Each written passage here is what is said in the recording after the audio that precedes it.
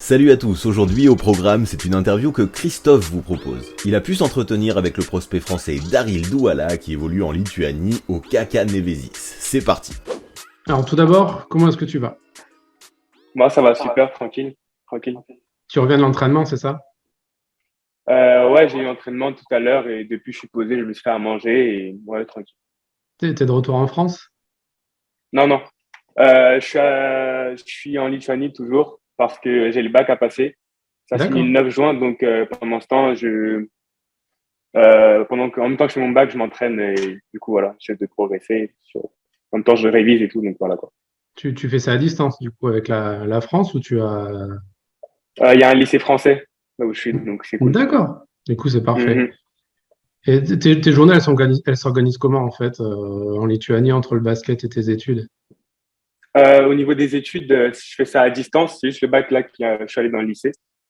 Mais au niveau de ma journée, c'est en gros, souvent je me réveille dans les alentours de 9 heures.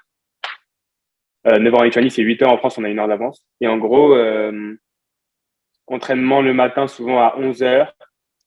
Je reste tiré après l'entraînement, donc je rentre chez moi vers les 14 heures. Après ça, j'ai un deuxième entraînement le soir qui est plus, l'entraînement du matin, c'est plus tout ce qui est tactique. Et le soir, c'est plus du jeu. Et on fait, le soir, c'est à 18h30. Et ça, c'est du jeu, comme j'ai dit, quoi. D'accord, ok, super. Déjà, est-ce que tu pourrais te présenter un peu à nos spectateurs qui ne te connaissent pas forcément, ton parcours, Euh, je, etc. je m'appelle Daryl Douala, j'ai 17 ans. J'ai commencé à jouer au basket à Savigny-le-Temple, près de chez moi. Après, je suis allé à Sénart. Après ça, je suis allé à Marne-la-Vallée. Et après, j'ai fait tout ce qui est pôle espoir. J'ai fait les équipes de France. Je suis allé à Lasvel après tout ça. Et là, bah, je suis en Lituanie pour ma première année en pro. D'accord. Est-ce que tu peux présenter un peu ton poste, ton jeu, etc. Je joue je fais 1m95, je joue plus 2 parce que c'est ce qui me correspond. Je suis quelqu'un qui aime beaucoup attaquer le panier et être agressif vers le panier. J'aime aussi défendre, donc j'aime bien aussi défendre sur tout ce qui est meneur de jeu arrière. C'est toujours un défi, j'aime bien. Et ouais, c'est surtout c'est surtout comme ça que je joue. Donc, voilà. D'accord, ok, super. Et pourquoi justement ce choix d'aller en Lituanie? Tu étais avec l'équipe de l'Asvel, donc en espoir, et tu as choisi d'aller en Lituanie. Est-ce que tu peux nous expliquer un peu ce qui a motivé cette décision? Bah, avec l'ASV, ça se passait super bien, je progressais, tout allait bien. Mais intérieurement, j'avais cet objectif de me confronter vite au monde professionnel. Je voulais absolument voir comment c'était et ce qu'il fallait pour performer dans le monde professionnel. Et du coup, j'ai cherché un club où je pourrais avoir du temps de jeu dès ma première année en pro qui pourrait me faire confiance et me donner ce temps de jeu que je recherchais. Donc après ça, j'ai choisi d'aller en Lituanie parce que le coach il m'a inspiré confiance et bah j'ai eu raison donc tant mieux. Et t'avais d'autres pistes en Europe ou seulement en Lituanie ou en Ouais, France? j'avais d'autres pistes en Europe, mais j'ai aussi choisi la Lituanie parce que mon agent il vit ici et c'est plus simple, tu vois, d'avoir un repère parce que tu sais j'ai quitté la France donc mes parents ils sont là-bas, j'ai personne ici. Ici je vis seul, j'ai mon appartement, enfin je m'occupe de moi, tu vois.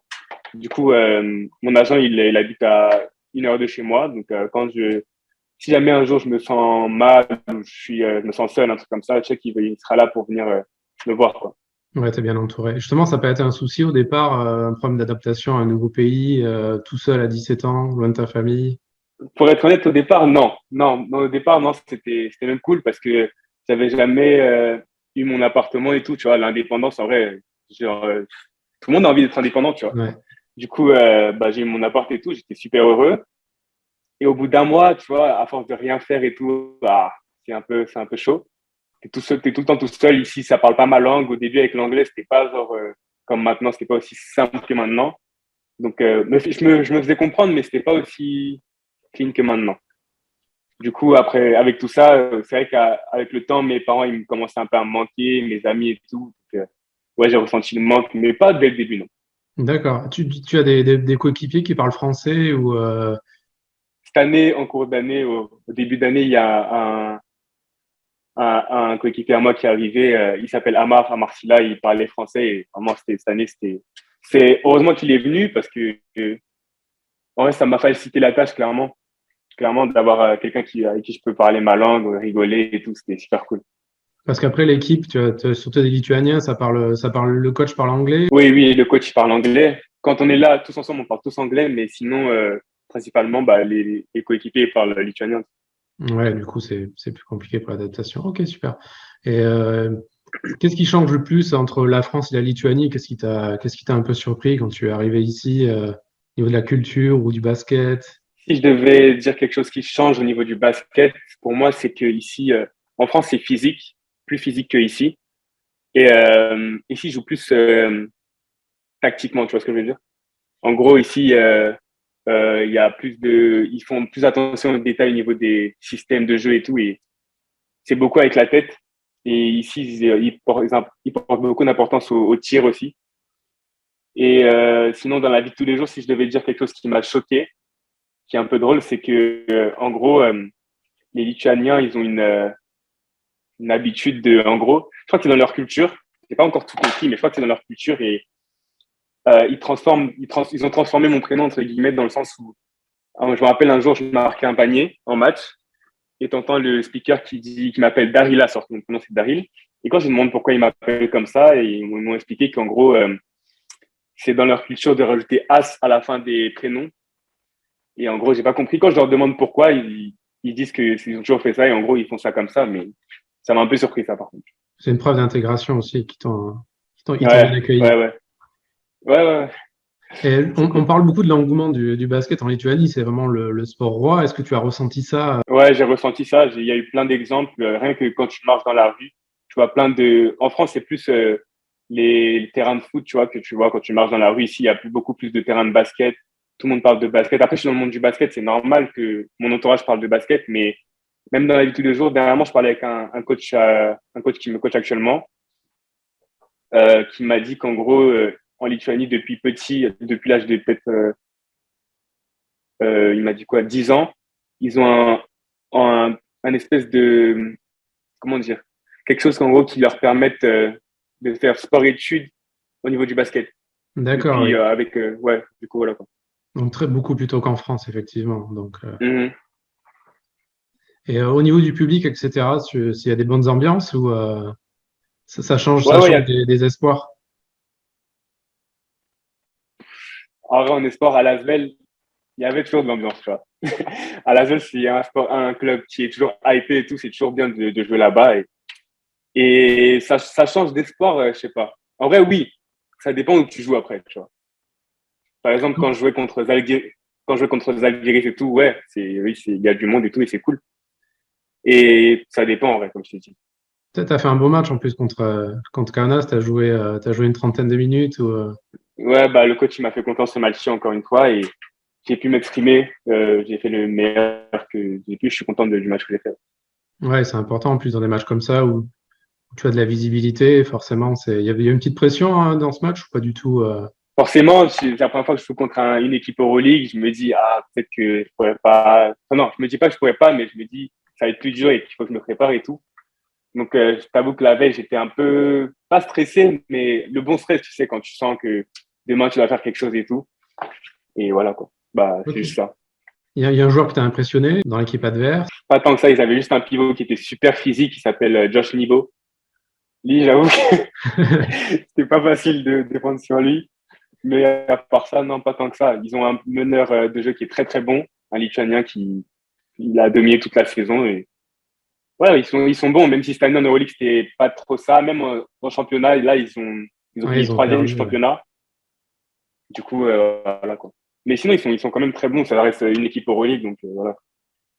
T'aimes bien switcher un peu sur les pivots et aller un peu batailler à l'intérieur avec t'as quand même, tu ne l'as pas dit, mais t'as quand même un physique, t'es vraiment très, très athlétique. Oui, je suis athlétique. Bah ça, plus un don. Mais en gros, j'aime bien. Dans notre coach, il nous fait beaucoup, comment dire, je sais plus comment dire en français du coup maintenant. En gros, on double quand il y a mismatch et on va à deux sur le joueur. Et bah, des fois, tu te retrouves seul contre le pivot. Donc, ça m'est arrivé pas mal de fois cette année-là. Et Et ouais, j'ai essayé de faire de mon mieux. Ça se travaille avec l'expérience, ça vient aussi. C'est ça, c'est ça, c'est ça. Euh, tu étais en plus dans une équipe très jeune. Est-ce que tu disais dans le choix le fait que tu aies un gros temps de jeu, c'était quand même, c'était vraiment ce que tu recherchais en priorité. Et du coup, ça te conforte dans ton choix, comme tu le disais, d'avoir choisi cette équipe. Ouais, clairement, ça me conforte dans mon choix et d'autant plus que je recherchais aussi de l'expérience parce que j'ai toujours joué avec pas les gens de mon âge, mais pas des pros, quoi. Et du coup, je voulais je voulais savoir ce que ça faisait de se confronter au monde professionnel et j'ai su et là, je suis super content de mon choix. Ouais. Ouais, du coup, ton bilan, il est très positif. Est-ce que tu peux nous dire un peu comment tu jugerais ta saison sur le plan individuel, et même collectif? Euh, Mon bilan, il est positif parce que j'ai beaucoup appris lors de cette saison, mais j'aime bien me toujours repousser mes limites. Donc, je dirais que j'ai fait une saison normale dans le sens où je pense que j'aurais aimé faire mieux. Au début d'année, je suis arrivé et tout de suite j'ai performé parce que je mettais des tirs. Après, ça me permettait, comme j'ai dit, d'attaquer. Ça m'ouvrait la raquette et tout. Donc, comme j'aime beaucoup attaquer, ça, je mettais des points assez facilement. Après, j'étais en confiance et ainsi de suite. Et durant la saison, comme j'ai une baisse d'adresse qui a fait que forcément, après, il me laisse un peu tirer. Et ça, c'était un peu plus compliqué, mais c'est pour ça que là, cet été, je taffe comme un malade, tout ce qui est mon tir. Et je taffe surtout en vrai, mais principalement mon tir. Donc, voilà quoi. D'accord. Ça ressemble à quoi, par exemple, une journée d'entraînement où tu bosses ton tir? Tu, tu, tu...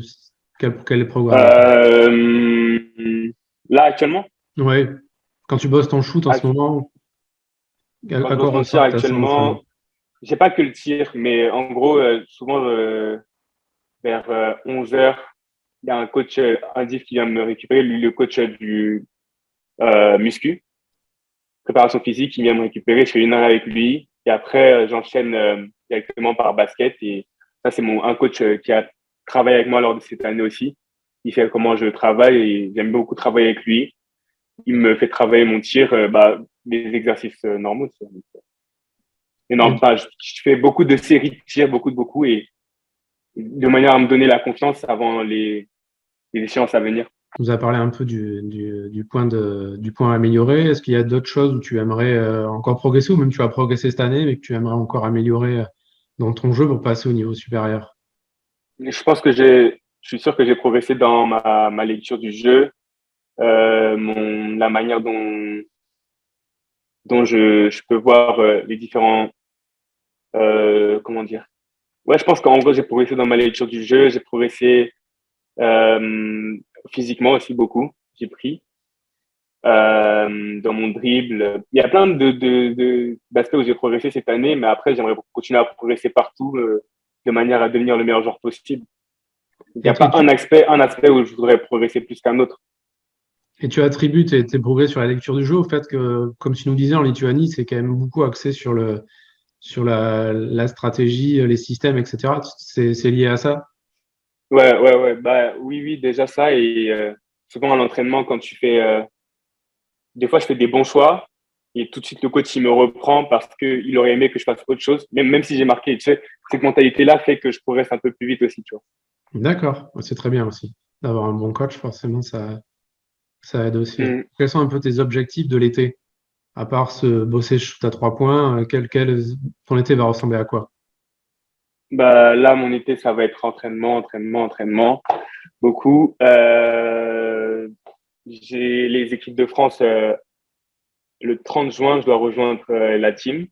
En U18, Donc, oui, oui. pour le championnat d'Europe, Donc, c'est ouais, me ça? préparer pour ça. Ouais, c'est ça, pour le championnat d'Europe. Tu sais déjà que tu veux être sélectionné ou c'est une pré-liste Je crois que c'est une pré-liste pour le moment, mais je vais me donner les moyens d'être sélectionné et j'ai pas de crainte à ce sujet-là. D'accord, tu avais fait le Challengers l'année dernière, il me semble, c'est ça, ouais. Oui, oui, Et, oui. vous parlez un peu entre potes de la prochaine échéance ou Ouais, pas ouais, encore? ouais. Ouais, Vous je parle cherchez beaucoup un avec peu. Imani qui était avec moi à Lasvel. On est très pressé d'y aller et on a envie de démontrer ce qu'on est capable de faire. en espérant d'aller le plus loin possible avec l'équipe. Il y a un petit objectif, même si c'est pas, je sais pas si tu veux l'annoncer, mais est-ce que vous visez l'or ou juste une médaille? Forcément, on vise l'or, on va pas. Moi, c'est ma mentalité. Moi, j'aime pas perdre. Donc, forcément, j'ai envie d'aller le plus loin possible. Viser l'or, c'est l'objectif. Ouais. Et pour la saison prochaine, quel est ton objectif Euh, avec le club et pour toi individuellement? sur un plan individuel, continuer à progresser, prendre en maturité encore, euh, en expérience aussi, et comme j'ai dit, progresser un peu dans tous les aspects de mon jeu. Et avec l'équipe, j'aimerais gagner plus de matchs, être plus compétitif, dans le sens où parfois on a des matchs et on se dit que oh, ça va être chaud et tout. Non, j'ai envie qu'en mode on ait une nouvelle mentalité avec l'équipe et qu'on essaie d'aller le plus loin possible, continuer à repousser nos limites et qui sait.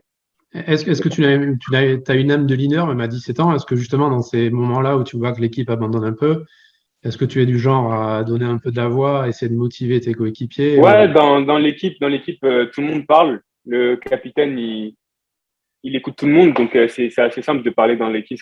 Je sais que parfois il y a des hiérarchies qui font que après, bah, quand tu es jeune et tout, tu vois, tu peux pas trop parler et tout dans le vestiaire, tu te tais et tout. Mais chaque voix est importante dans notre vestiaire en tout cas et c'est cool. D'accord.